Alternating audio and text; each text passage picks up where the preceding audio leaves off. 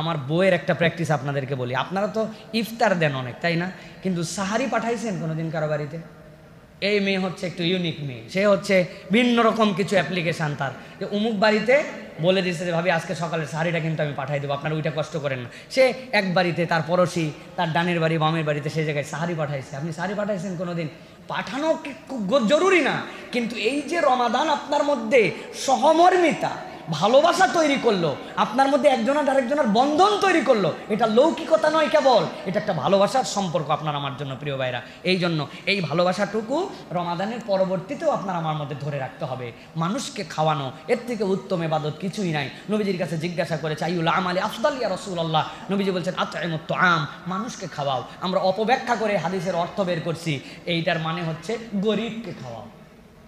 আছে না? আতিমুত্তম মানে গরিবকে খাওয়াই, অনুবাদকে বানালো ভাই। গরিবকে খাওয়ানোর ফজিলত আছে, আল্লাহ আলাদা মর্যাদা দিয়েছেন, কিন্তু নবী বলছেন কোটিপতি হোক, ট্রিলিয়নিয়ার হোক, বিলিয়নিয়ার হোক, আতিমুত্তম, তুমি মানুষকে খাওয়াও। এই মানুষকে খাওয়ানোটা স্বয়ং একটা ইবাদত, এবং এটাই শ্রেষ্ঠতম ইবাদত। সুবহানাল্লাহি বিহামদি।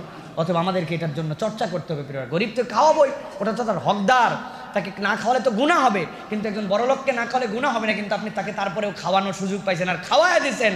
আল্লাহ নবী বলছেন এটার থেকে উত্তম আমল ইসলামে আর নাই। মানুষকে খাওয়াও, অভুক্ত যেন কেউ না থাকে। এই সহমর্মিতার শিক্ষা কেবল রমাদানে নয়, রমাদানের পরবর্তীতেও আমাদের জীবন